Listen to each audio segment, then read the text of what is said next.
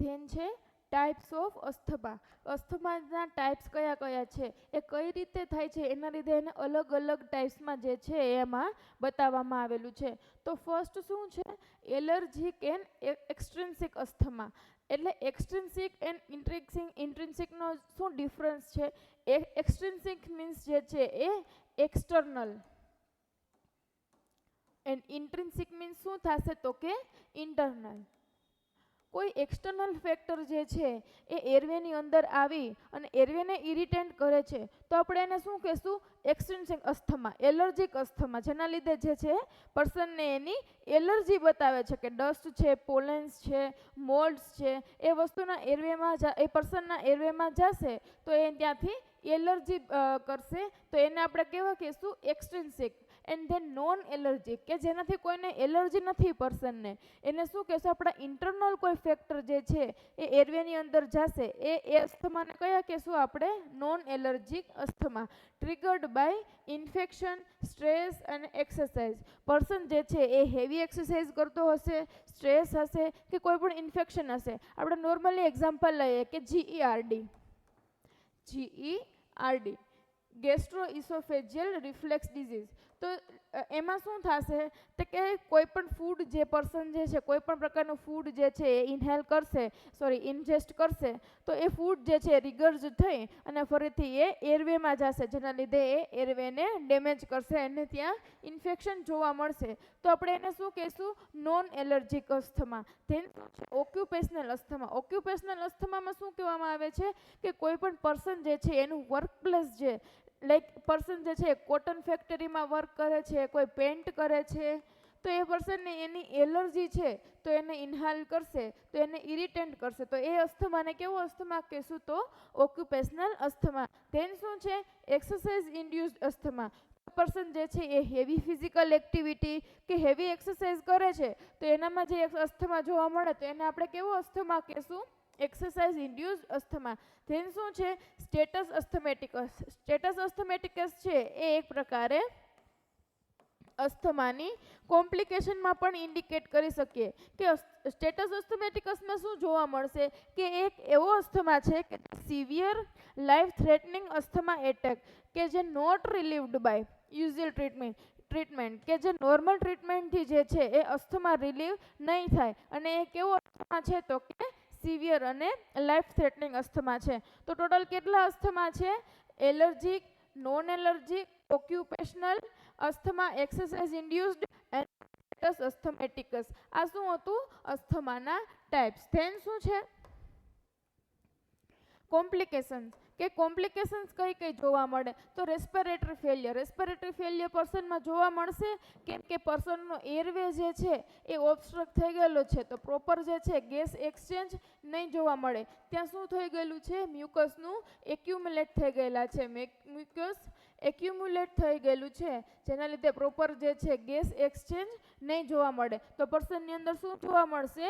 Respiratory failure જોવા મળશે, proper જે છે એ બ્રીધિંગ નહીં થાય. ધેન શું છે? સ્ટેટસ અસ્થમેટિકસ. આપણે હમણાં જ વાત કરીએ શું છે? મેડિકલ ઇમરજન્સી છે. તે શું છે? સિવિયર કન્ડિશન છે, લાઈફ થ્રેટનિંગ કન્ડિશન છે, જે નોર્મલ જે ટ્રીટમેન્ટ છે એનાથી ક્યોર નહીં થઈ શકે. ધેન શું છે? ન્યુમોથોરેક્સ. ન્યુમોથોરેક્સ means air in lungs.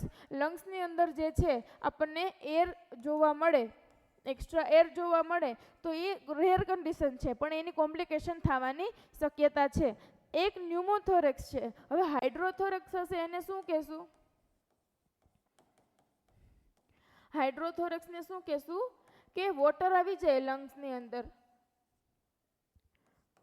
Water present હોય તો આને હાઇડ્રોથોરેક્સ કહેશું. અને જો હિમોથોરેક્સ હોય તો એને શું કહેશું? બ્લડ પ્રેઝન્ટ હશે લંગ્સની અંદર તો એને હિમોથોરેક્સ કહેશું. ન્યુમોથોરેક્સ હશે તો એર પ્રેઝન્ટ હશે, હાઇડ્રોથોરેક્સ હશે તો વોટર પ્રેઝન્ટ હશે, એન્ડ હિમોથોરેક્સ હશે તો બ્લડ પ્રેઝન્ટ હશે. ધેન શું છે? Chronic obstructive airway changes. Airway ચેન્જીસમાં પણ પ્રોબ્લેમ પડશે. આપણે વાત કરી કે એરવે જે છે એ સ્વેલ આઉટ થઈ જશે એન્ડ ઓબ્સ્ટ્રક્ટ થઈ જશે, જેના લીધે પ્રોપર જે છે એનું એરવેનું ગેસ એક્સચેન્જ નહીં થાય. ધેન શું છે? Impact on quality life. હવે પર્સન જે છે એ પ્રોપર બ્રીધિંગ નથી કરી શકતો, જેના લીધે એની નોર્મલ રૂટીન લાઈફ જે છે એમાં પ્રોબ્લેમ જોવા મળશે. તો શું જોવા મળશે કે જો ચિલ્ડ્રનની અંદર થશે તો શું જોવા મળશે કે એની મિસ્ડ સ્કૂલ, પર્સન જે પ્રોપર બ્રીધિંગ નથી લઈ શકતો તો એની સ્કૂલ જે છે એ મિસ્ડ જોવા મળશે. કોઈ વર્કિંગ મેન છે તો એ પોતાનું વર્ક જે છે પ્રોપર નહીં કરી શકે, એનું સ્લીપ ડિસ્ટર્બન્સ જોવા મળશે. આ શું હતી એની કોમ્પ્લિકેશન. ઓકે, ધેન શું છે ડાયગ્નોસિસ. ડાયગ્નોસિસમાં આપણે શું કરશું તો કે ફર્સ્ટલી પેશન્ટ આવે તો આપણે પહેલાં એનું શું કરીએ, હિસ્ટ્રી કલેક્ટ કરીએ. હિસ્ટ્રી કલેક્ટ કરશું, એનું કોઈ પ્રિવિયસલી કોઈને અસ્થમા થયેલો છે, એની ફેમિલીમાં કોઈને અસ્થમા થયેલો છે એ ચેક કરશું. અને ક્લિનિકલ એક્ઝામિનેશનમાં આપણે શું ચેક કરશું કે ક્લિનિકલ એક્ઝામિનેશનમાં આપણે વિઝિંગ સાઉન્ડ ચેક કરશું. વિઝિંગ સાઉન્ડથી આપણને ખબર પડી જશે કે પેશન્ટની અંદર જે છે એ અસ્થમા છે કે નહીં. ધેન શું છે pulmonary function test. Pulmonary function test જે છે એ મોસ્ટ કોમનલી યુઝ કરવામાં આવે છે. એમાં શું ચેક કરવામાં આવે છે તો કે ફોર્સ્ડ એક્સપાયરેટરી વોલ્યુમ ચેક કરવામાં આવે છે. તો ફોર્સ્ડ એક્સપાયરેટરી વોલ્યુમમાં શું હોય તો કે નોર્મલ જે આપણું એક્સપિરેશન કરીએ છીએ, નોર્મલ એક્સપિરેશન કરીએ એને 1 સેકન્ડમાં કેટલું એક્સપિરેશન, આ બંને વચ્ચેનો ડિફરન્સ જે છે એ ચેક કરવામાં આવે છે. મેં તમને આગળ વાત કરી હતી કે આ અસ્થમા કોઈ પેશન્ટને હશે તો જે 1 સેકન્ડમાં એક્સપિરેશન થાય તો એ એક્સપિરેશન જે છે એ 3 સેકન્ડમાં થશે. મીન્સ એક્સપિરેશન કરતાં પેશન્ટને વાર લાગશે. ધેન શું છે રિવર્સિબિલિટી આફ્ટર બ્રોન્કોડાયલેટર. હવે આપણે વાત કરીએ કે આ બ્રોન્કોસ્પાઝમ થઈ જશે, આ સ્વેલો આ એની મ્યુકસ લાઇન જે છે એ સ્વેલ આઉટ થઈ જાય તો આ શું જોવા મળશે આપણને બ્રોન્કોસ્પાઝમ જોવા મળશે. તો હવે આપણે એના માટે શું આપશું, આ બ્રોન્કોસને ડાયલેટર કરવા માટે આપણે એને બ્રોન્કોડાયલેટર આપશું. તો આપણે મેડિકેશન બ્રોન્કોડાયલેટર આપીએ છીએ તો એની રિલાયબિલિટી કેટલી છે, રિવર્સિબિલિટી કેટલી છે, કે કેટલા ટાઈમમાં જે છે એ બ્રોન્કસ ડાયલેટ થાય છે એ પણ ચેક કરશું.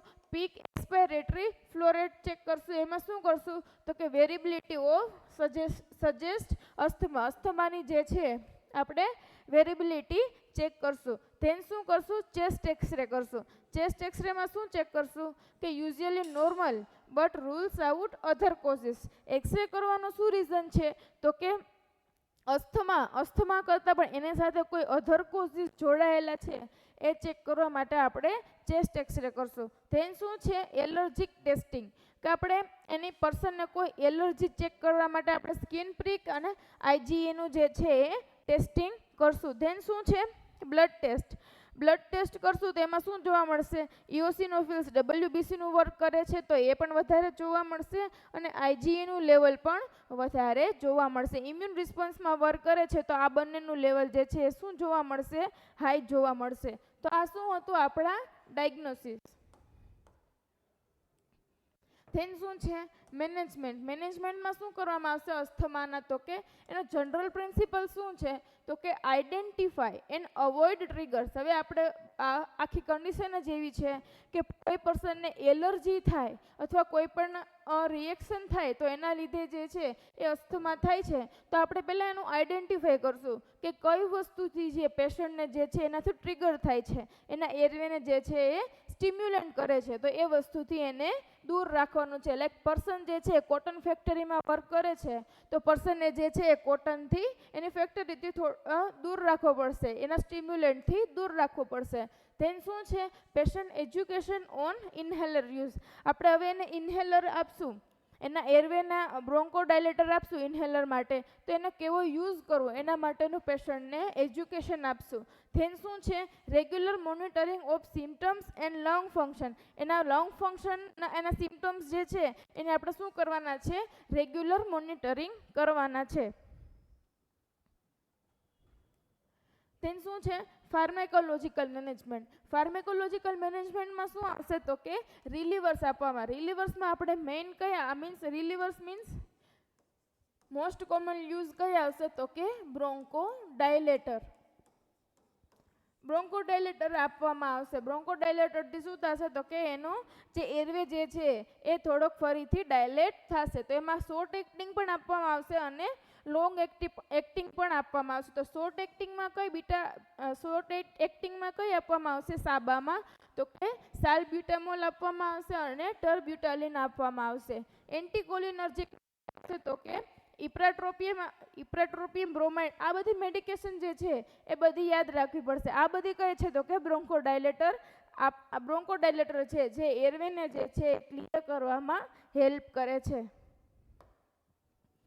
ધેન શું છે કંટ્રોલર્સમાં શું આવશે તો કે લોંગ ટર્મ પ્રિવેન્શન ડ્રગ્સમાં આપણે કઈ યુઝ કરશું તો કે ઇનહાલ્ડ કોર્ટિકોસ્ટેરોઇડ યુઝ કરશું. એમાં કઈ આવશે તો કે બુડેસોનાઇડ અને ફ્લુટિકાનોઝ. આપણે નેબ આપવામાં આવે છે એમાં આપણે બુડેસોનાઇડ જે છે યુઝ કરીએ છીએ. લોંગ એક્ટિંગ લાબામાં કઈ આપવામાં આવશું તો કે સાલ્મેટેરોલ અને ફોર્મેટેરોલ આપવામાં આવે છે. અને ફોર્મેટેરોલ જે છે એ ઓલવેઝ જે છે આઈસીએસની સાથે જ આપવામાં આવે છે. ઇનહાલ્ડ કોર્ટિકોસ્ટેરોઇડની સાથે આપવામાં આવે છે. ઇનહાલ્ડ કોર્ટિકોસ્ટેરોઇડ શું કામ આપવામાં આવે છે તો કે ઇમ્યુનિટી આપણે એને રિસ્પોન્સ ના આપે, ઇમ્યુનિટીને ડાઉન કરવા માટે જે છે આપણે એની સાથે આપવામાં આવે છે. ધેન શું છે લ્યુકોટ્રીન્સ રિસેપ્ટર એન્ટાગોનિસ્ટ. એ પણ આપવામાં એમાં કઈ આપશે મોન્ટીલ્યુકાસ્ટ. અને એની સાથે આપણે જોઈએ તો લિવોસિટ્રીઝિનને બધી આપીએ છીએ ટેબ્લેટ. લિવોસિટ્રીઝિનને કોઈ પણ ટેબ્લેટ આપવામાં આવે છે. આ બધી કઈ છે તો કે લ્યુકોટ્રીન્સ રિસેપ્ટર એન્ટાગોનિસ્ટ છે. ધેન શું છે મિથાઇલઝેન્થિન. મિથાઇલઝેન્થિનમાં કઈ આવશે તો કે થિયોફાઇલિન. એ અત્યારે લેસ્ડ યુઝડ થાય છે. ધેન શું છે બાયોલોજિક્સમાં શું કરવામાં આવશે તો કે ઓમાલિઝુબામ.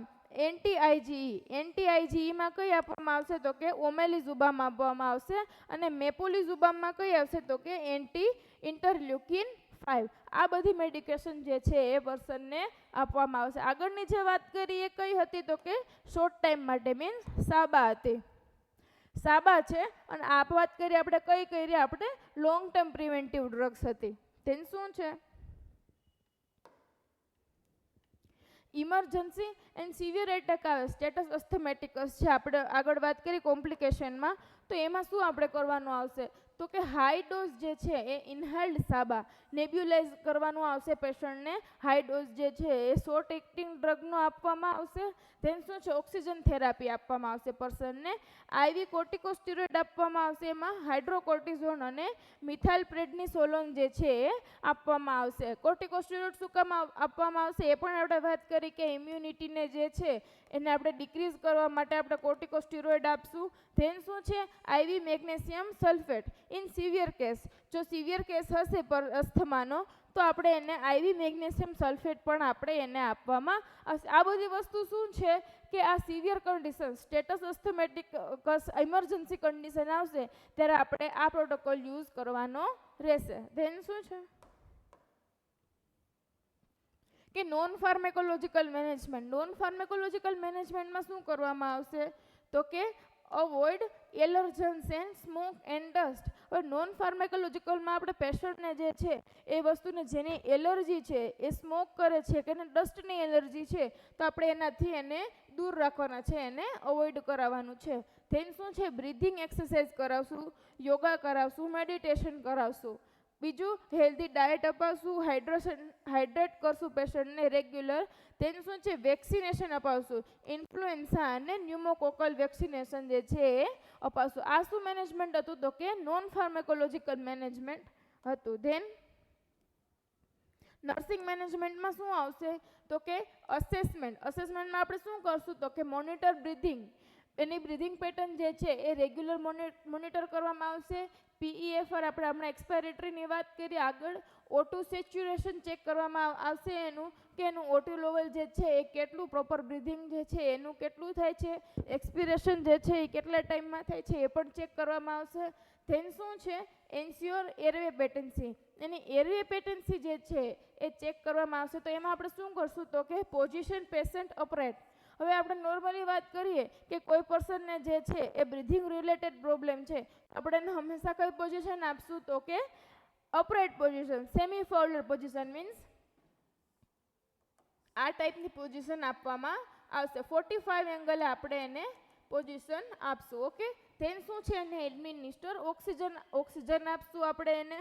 એડમિનિસ્ટર પ્રિસ્ક્રાઇબ્ડ મેડિકેશન, જે ડૉક્ટરે મેડિકેશન જે છે પ્રિસ્ક્રાઇબ્ડ કરેલી છે, બ્રોન્કોડાયલેટર છે, કોર્ટિકોસ્ટીરોઇડ જે છે એ આપણે એને એઝ અ ટાઈમ જે ડૉક્ટરે કીધું છે એ ટાઈમે આપણે એને આપશું. ધેન શું છે ટીચ ઇન્હેલર ટેકનિક. હવે પેશન્ટને ઇન્હેલર આપેલું છે તો એ ઇન્હેલરનો યુઝ કેમ થાય, multi drug inhaler with spacer. સ્પેસરનો યુઝ કરી અને કેવી રીતે જે છે આપણે ઇન્હેલરનો યુઝ કરશું એ આપણે એને એજ્યુકેટ કરવાના છે. ધેન શું છે encourage pursed lips breathing and relaxation technique પર્સનને જે છે એને સમજાવવાની છે. તો આ શું હતું આપણું nursing management. Okay,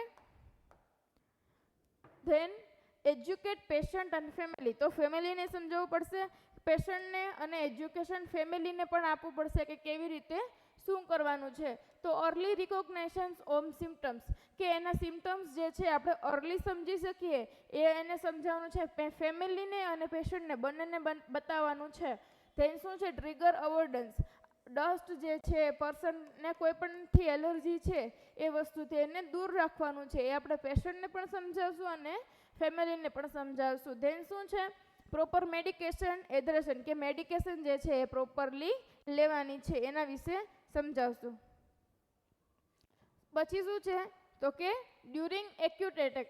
acute attack જ્યારે આવે ત્યારે શું કરવાનું છે તો કે સ્ટે વિથ પેશન્ટ. પેશન્ટને જો એક્યુટ એટેક આવતા હોય તો એની સાથે પેશન્ટ સાથે રહેવાનું છે અને પ્રોવાઈડ રીએશ્યોરન્સ. એમને રીએશ્યોરન્સ આપવાનું છે કે તમને કંઈ નહીં થાય, થોડોક ટાઈમમાં આ રિલીઝ થઈ જશે, અને એને મોટિવેશન આપવાનું છે. એની સાથે એનો ફેમિલીનો જે છે સાથ આપવાનો છે. ધેન શું છે મોનિટર વાઇટલ સાઇન્સ. એના વાઇટલ સાઇન જે છે રેગ્યુલર ચેક કરવાના છે. રેસ્પિરેટરી સિસ્ટમ સ્ટેટસ જે છે એ રેગ્યુલરલી ચેક કરવાનું છે. Prepare for emergency intervention if needed. અગર પેશન્ટને જે છે વધારે એક્યુટ એટેક આવે છે તો એને કેના માટે પ્રિપેર કરવાનું છે તો કે ઇમરજન્સી ઇન્ટરવેન્શન આપણે આપવા માટે એને પ્રિપેર કરવાનું છે. ધેન શું છે પ્રોગ્નોસિસ. પ્રોગ્નોસિસમાં શું આવશે કે પર્સનને જે છે આપણે મેડિકેશન આપેલી છે તો એ ફરીથી કેવી રીતે એનો પ્રોગ્નોસિસ, એની શું ઇફેક્ટ આવે છે ને કેટલા ટાઈમમાં જે છે એ મેનેજ થાય છે. તો પ્રોગ્નોસિસમાં શું જોશું તો કે with proper management most patient lead a normal life. કે જો પર્સનને પ્રોપર મેનેજમેન્ટ પ્રોપર ટ્રીટમેન્ટ આપવામાં આવે તો પર્સન જે છે એ ફરીથી એની નોર્મલ લાઈફ જે છે એ જીવી શકે. આપણે વાત કરી હતી કે અસ્થમા જે છે એ નોટ ક્યોર્ડ. પ્રોપરલી જ એક વખત થયો છે તો ફરીથી ક્યોર્ડ નહીં થઈ શકે, પણ એ પર્સન જે છે એની નોર્મલ લાઈફ જે છે એ રૂટીન લાઈફ જે છે એ જીવી શકે છે.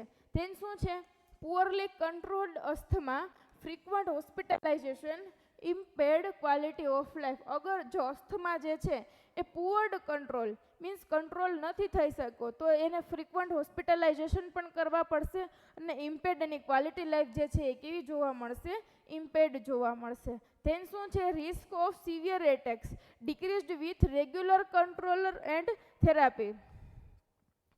એના સિવિયર એટેક્સ જે છે એના જે છે ડિક્રીઝ થવાના ચાન્સીસ છે જો આપણે રેગ્યુલર કંટ્રોલ જે થેરાપી જે છે એ આપવામાં આવે તો. આ શું હતો એમના પ્રોગ્નોસિસ, કે આપણે શું શું કરવું જોઈએ.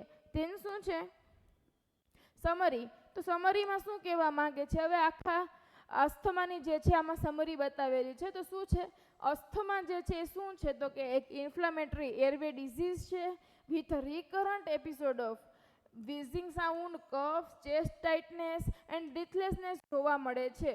તો આપણે વાત કરી કે અસ્થમા જે છે કોઈ પણ ઇરિટેન્ટ જે છે એરવેમાં આવશે તો એરવેને સ્ટિમ્યુલેટ કરશે અને એરવે જે છે સ્વેલોડ જોવા મળશે, જેના લીધે એરવે જે છે એનું લ્યુમેન કેવું જોવા મળશે, નેરો જોવા મળશે, જેના લીધે પ્રોપર ગેસ એક્સચેન્જ નહીં થાય. ગેસ એક્સચેન્જ નહીં થાય તો ત્યાં શું કયો સાઉન્ડ ક્રિએટ થશે તો કે વિઝિંગ સાઉન્ડ ક્રિએટ થશે, કફિંગ જોવા મળશે, અને પ્રોપર પેશન્ટ બ્રીધિંગ નહીં લઈ શકે તો ચેસ્ટ ટાઇટનેસ જોવા મળશે, બ્રીથલેસનેસ જોવા મળશે. It caused by allergens, irritants and infections and exercise. તેના ડાયગ્નોસિસમાં આપણે શું જોયું તો કે ક્લિનિકલ પ્લસ પલ્મનરી ફંક્શન ટેસ્ટનો આપણે યુઝ કરવાનો છે. પલ્મોનરી ફંક્શન ટેસ્ટમાં આપણે જોયું કે એક્સપાયરેટરીનો ટાઈમ જોવાનો છે, કેટલા ટાઈમમાં એ એક્સપિરેશન કરી શકે છે એ મેઇન જોવાનું છે. ધેન શું છે ટ્રીટમેન્ટ ઇન્ક્લુડમાં શું આવશે તો કે બ્રોન્કોડાયલેટર, આપણે બ્રોન્કસને જે છે ડાયલેટ કરવાની છે. ધેન ઇનહેલ્ડ કોર્ટિકોસ્ટેરોઇડ આપવાની છે એની સાથે. ધેન ફોર પ્રિવેન્શન એમાં શું આવશે લાઇફસ્ટાઇલ મોડિફિકેશનનું એજ્યુકેશન આપવાનું છે. અને નર્સિંગ કેરની અંદર શું આવશે તો કે ફોકસિંગ ઓન એરવે મેનેજમેન્ટ, કે નર્સિંગનો રોલ શું આવશે તો કે પેશન્ટ એડમિટ છે તો એનો રેગ્યુલર જે છે એનો એરવે મેનેજમેન્ટ કરવાનો છે અને મેડિકેશન જે છે પ્રોપર આપવાની છે. એન્ડ પેશન્ટને જે છે એનું પ્રોપર એજ્યુકેશન આપવાનું છે કે કઈ રીતે આગળ કોઈ પ્રોબ્લેમ આવે તો પેશન્ટને અને ફેમિલીને બંનેને જે છે એ એજ્યુકેટ કરવાના છે. તો આ તો આપણો અસ્થમાનો ટોપિક. Thank you.